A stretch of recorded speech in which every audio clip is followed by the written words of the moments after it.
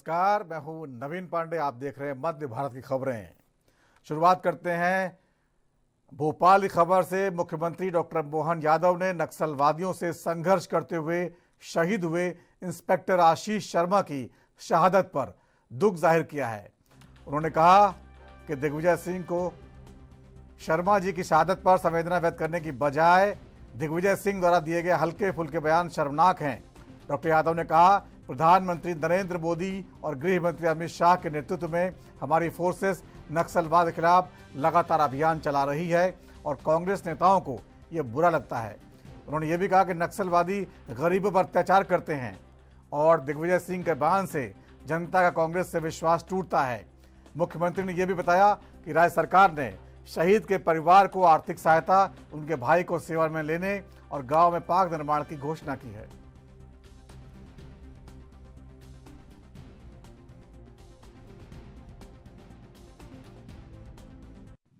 दिग्विजय सिंह जी को हमारे नरसिंहपुर के सपूत आशीष शर्मा की शहादत पर उनके परिवार वालों के लिए दो शब्द संवेदना के बोलते। उनकी बहादुरी से की गई मुठभेड़ के आधार पर उनने प्राण की बाजी लगा दी। उनको राष्ट्रपति द्वारा पुरस्कृत करने की बात करते। राज्य सरकार ने उनके लिए जितना जो बन सके हमने सबने माने गृह मंत्री जी के और माननीय प्रधानमंत्री की भावना के अनुसार उनके अपने परिवार के लिए छोटे भाई को आउट ऑफ टर्म हमने उनको सब इंस्पेक्टर बनाने की बात कही है। उनको सब प्रकार से उनके इस अप्रतिम योगदान के आधार पर उस गांव के अंदर आशीष शर्मा जी के नाम पर पार्क बनाने की घोषणा की गई, स्टेडियम बनाने की घोषणा की गई। लेकिन कांग्रेस के पूर्व मुख्यमंत्री दो शब्द संवेदना के भी नहीं बोलते हैं। इससे ज़्यादा दुर्भाग्य की क्या बात होगी। किसी परिवार के बच्चे की देश और प्रदेश की सेवा करते हुए अपनी प्राण की बाजी लगा करके नक्सलवादी के खिलाफ अपना इतना बड़ा योगदान देना और कांग्रेस के लोग खास करके दिग्विजय सिंह जी जैसे लोग उसके संबंध में दो शब्द संवेदना के नहीं बोलते हैं, ये बहुत दुर्भाग्य की बात है। इसी तरह की व्यवस्थाओं से कांग्रेस का मन टूटता है, कांग्रेस से जनता का मन टूटता है। कांग्रेस के लोगों को अपने अतीत के इन सारे कर्मों की कीमत जनता के साथ जाने के बाद चुकाना पड़ेगी। मध्य प्रदेश कांग्रेस अध्यक्ष जितेंद्र पटवारी ने कहा कि जिस तरह से एक एक्टिविस्ट को सोशल मीडिया पर अपनी बात रखने पर पुलिस की बेरहमी का सामना करना पड़ा, ये निंदा का विषय है। हमने इसे ध्यान में रखा है। जहां तक इस परिवार की बात है, हम उसका साथ देंगे, हम कानूनी और पर्सनली उसका साथ देंगे। पार्टी उन लोगों की रक्षा करेगी जो देश के लिए बोलना चाहते हैं। एक एक्टिविस्ट को केवल सोशल मीडिया पर अपने विचार रखने के जुर्म में जिस तरीके की शासन की, प्रशासन की, नरेंद्र मोदी की पुलिस की हठधर्मिता हुई, ये निंदा का विषय है। हमने उसको संज्ञान में लिया है। हमारा जिला कांग्रेस कमेटी जब तक वहां गई, जब तक उसको लेके भी दिल्ली के लिए रवाना हो गया, गुमराह किया गया, हमें बताया नहीं गया कि उसको कहाँ रखा है। बात सांच को आंच कैसी।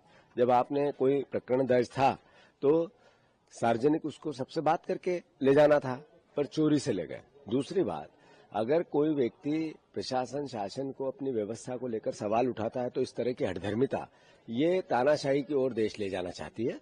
और जहां तक उस परिवार का सवाल है, हम उसका साथ देंगे, कानूनन भी देंगे और व्यक्तिगत भी देंगे। पार्टी उन सभी साथियों को, चाहे वो मीडिया के साथी हो चाहे सोशल मीडिया के, जो देश के लिए कुछ अपनी बात रखना चाहते हैं, कांग्रेस उनको प्रोटेक्ट करेगी।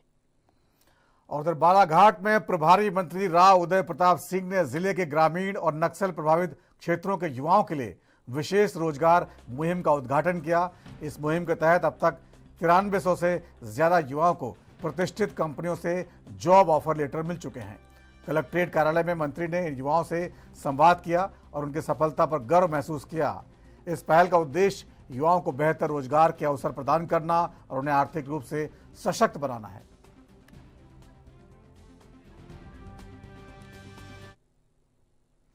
उधर छत्तीसगढ़ के गोरेला, पेंड्रा, मरवाही जिले में धान खरीदी का अभियान शुरू हो चुका है।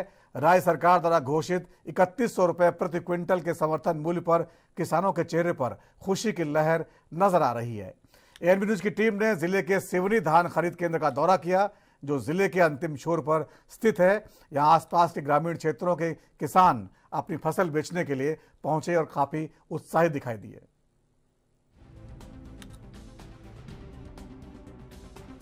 गौरेला पेंड्रा मरवाही में धान खरीदी केंद्र चालू हो गया है। वहीं मैं बताना चाहूंगा कि इस वक्त मैं मौजूद हूं धान खरीदी केंद्र सिवनी में, जहां किसान भाइयों में भारी उत्साह देखने को मिल रहा है।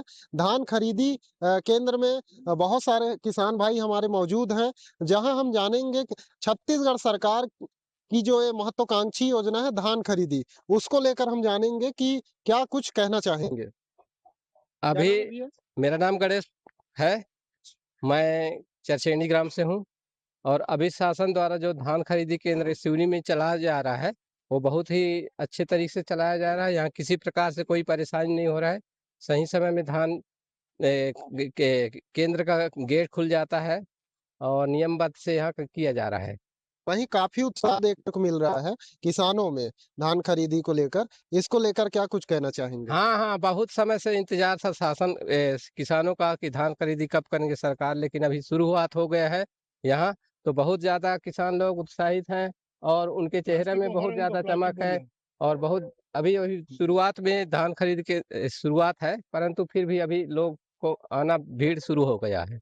अच्छा, वहीं समर्थन मूल्य क्या है और कोई परेशानी तो यहाँ नहीं है? इस चीज को लेकर क्या कुछ जानकारी है आपको? समर्थन मूल्य तो 3100 रुपया है, लेकिन कोई परेशानी तो नहीं हो रहा है यहाँ। अच्छा, हमारे साथ और भी है किसान भाई यहाँ के, उनसे हम जानेंगे। क्या नाम है भैया आपका? मेरा नाम गणेश सिंह मरावी है। मैं ग्राम पथरी से आया हूँ। अच्छा भैया, आज आप यहाँ आए हुए हैं बेचने के लिए धान खरीदी केंद्र सिवनी में। क्या कुछ यहाँ की व्यवस्थाएं हैं, उसको लेकर क्या कुछ कहना व्यवस्था चाहेंगे? बहुत अच्छा है। इस बार बढ़िया सुदृढ़ व्यवस्था कर लिया गया है। सामने गेट भी बन गया है, तो बाइक वाइक रखने का भी व्यवस्था बढ़िया है और अच्छा लग रहा है। किसानों में भारी उत्साह भी है। अच्छा, पानी वानी का व्यवस्था यहाँ? पानी भी है यहाँ, वगैरह है, बढ़िया व्यवस्था किसानों के लिए। और क्या कुछ कहना चाहेंगे सरकार की सरकार का महत्वाकांक्षी योजना ये बहुत बढ़िया है। किसानों को बहुत अच्छा लाभ मिल रहा है। 3100 रुपया धान समर्थन मूल्य के वो से ले रहा है। राज्य सरकार को बहुत बहुत धन्यवाद मेरी तरफ से।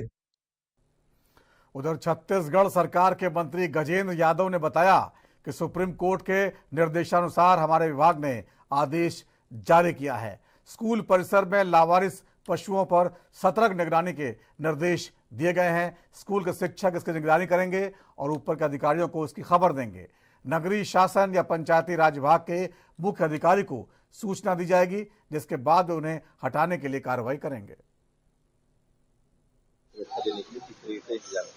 देखिए, कल हमारे विभाग ने माननीय सुप्रीम कोर्ट के निर्देशानुसार एक आदेश जारी किया है। स्कूल परिसर में आसपास जो भी लावारिस पशु, कुत्ता है, मवेशी है, परिसर के अंदर है या घुस जा रहा है, तो उस पर सतर्क निगरानी के लिए एक निर्देश हमको मिला है।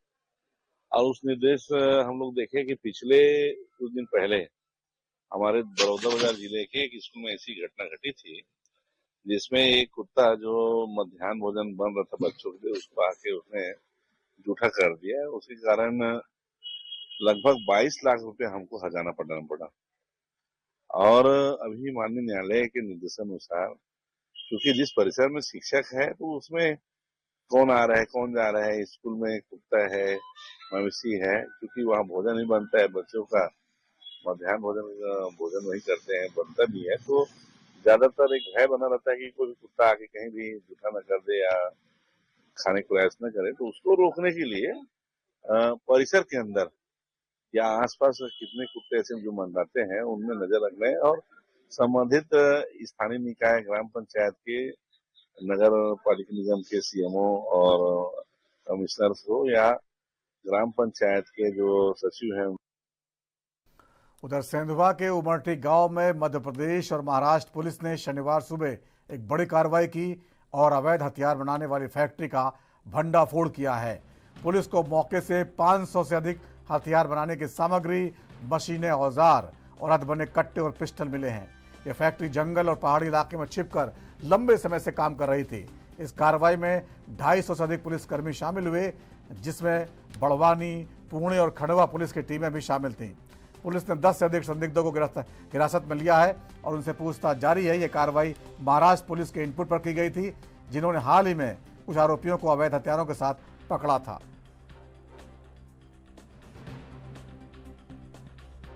अंतर्गत एक उमरठी गांव है, वहाँ पे सिकलीगर समाज के लोग रहते हैं और उमरठी की अलग अलग जगह से अक्सर शिकायतें आती रहती है। महाराष्ट्र पुलिस की भी शिकायत थी कि उनके यहाँ जॉइंट ऑपरेशन जो है उमरठी गांव में किया गया है, जिसमें महाराष्ट्र पुलिस और मध्य प्रदेश पुलिस शामिल रही है। इसमें ATS मध्य प्रदेश भी शामिल थी। गांव की तलाशी ली गई है और उसमें महाराष्ट्र पुलिस में कुछ वांटेड लोग थे, उनको भी हिरासत में महाराष्ट्र पुलिस ने लिया है और अभी ऑपरेशन चल रहा है और कार्रवाई अभी की जा रही है। अभी वेरिफिकेशन चल रहा है और आपको कुछ समय बाद पूरी डिटेल बताई जाएगी। अभी प्रक्रियाधीन है, अभी चीज़ें आपको डिटेल से बाद में हम बताएंगे। अभी एक जॉइंट ऑपरेशन हमने किया है। आकांक्षी जिले में स्वास्थ्य सेवाओं के बावजूद एक मामला सामने आया है, जहां गर्भवती महिला को सरकारी अस्पताल से निजी लैब भेजने का आरोप लगा है। मेणी माता निवासी अमृत मेहरा चौहान ने अपनी पत्नी की सोनोग्राफी के लिए सरकारी डॉक्टर द्वारा बड़वानी के निजी लैब पर भेजे जाने की शिकायत की है। जब जांच का शुल्क बढ़ा तो महिला अस्पताल पहुंचे और निःशुल्क जांच करवाई। CMHO ने इस पर तत्काल कार्रवाई की और ब्रांडेड डॉक्टर को निर्देश दिए हैं कि भविष्य में गर्भवती महिलाओं को निजी लैब में सोनोग्राफी के लिए नहीं भेजा जाए।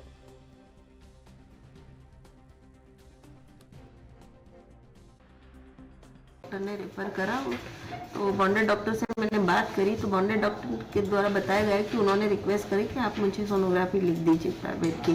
तो मैंने बॉन्डेड डॉक्टर को निर्देशित करा कि हमें किसी मतलब प्राइवेट के लिए हमको उसको नई सोनोग्राफी के लिए रेफर नहीं करना है, हमको हमारे गवर्नमेंट सेटअप में करना है। यदि हम 9 और 25 को भेजते हैं तो हम फिर जो हमारे चयनित जो सोनोग्राफी सेंटर है उसी पे भेजें। मैं उसको निर्देशित कर दिया, आगे से नहीं करेगा। इस संपूर्ण अस्पताल का परिचय आया है, तो सरकारी अस्पतालों में किस तरह से ये चल रहा है? ये सरकारी अस्पताल में हमारे यहाँ पे गवर्नमेंट में हो रही है सोनोग्राफी, जिला चिकित्सालय में हो रही है। निजी लैब के पर्चे से लिख के देते हैं सरकारी डॉक्टर। हमने मना कर दिया उसको। नया डॉक्टर है, बॉन्डेड डॉक्टर है, अभी आया है, उसको निर्देशित कर दिया कि आगे से न करे। इसकी जांच करोगे मैडम, ये निजी लैबों के जो पर्चे जो सरकारी अस्पतालों में जो चल रहे हैं? हाँ करें। छत्तीसगढ़ में लोक शिक्षण संचालनालय ने सरकारी स्कूल के प्रचार और हेड मास्टरों की ड्यूटी आवारा कुत्तों की निगरानी में लगा दी है। लोक शिक्षण संचालनालय ने आदेश में सुप्रीम कोर्ट के आदेश का भी हवाला दिया है। इसके अनुसार प्रत्येक शाला के प्राचार्य या प्रधान पाठक को नोडल नियुक्त किया जाए, जो स्कूल परिसर के आसपास घूमने वाला आवारा कुत्तों की सूचना ग्राम पंचायत, जनपद पंचायत या निगम के डॉग क्रेचर नोडल अधिकारी को देंगे।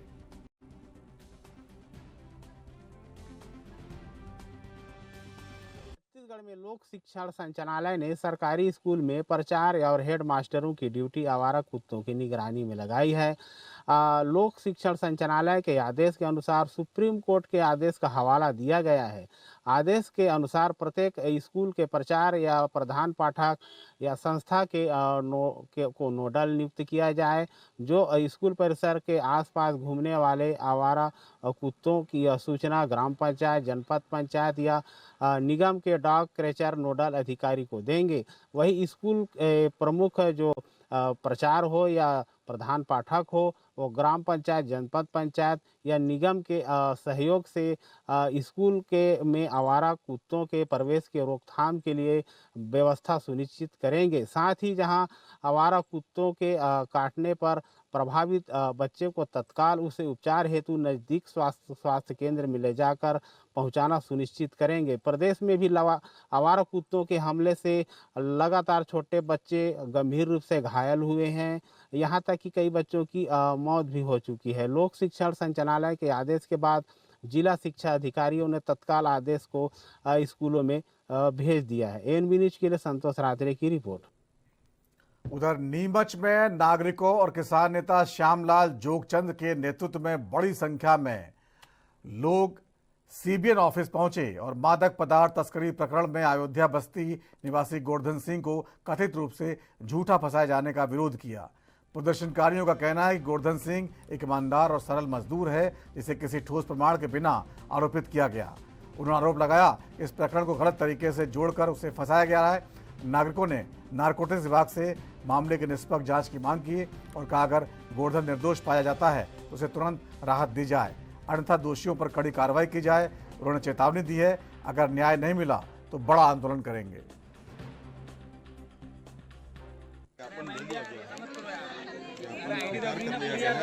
अल्लाह मेरे को दो, जो भी तथ्यात्मक मेरे को पकड़ाएगा वो सबके सामने इनको भी बताया जाएगा। और थोड़ी नीचे करो आईडी। सर बार-बार आरोप लग रहे हैं सर। नहीं वो देखिए सर आराम से कर लो ना, ले लो। इसमें जो भी तथ्यात्मक रिपोर्ट आएगी जांच के मुताबिक जो है ना सही कार्रवाई होगी, ये मैं बिल्कुल बोलता हूं। सर पीड़ित परिवार न्याय की उम्मीद करे सर। नाम है आर.के. रजक, मैं असिस्टेंट कमिश्नर हूं। आर.के. रजक सर, पीड़ित परिवार न्याय की उम्मीद करे क्योंकि गंभीर आरोप।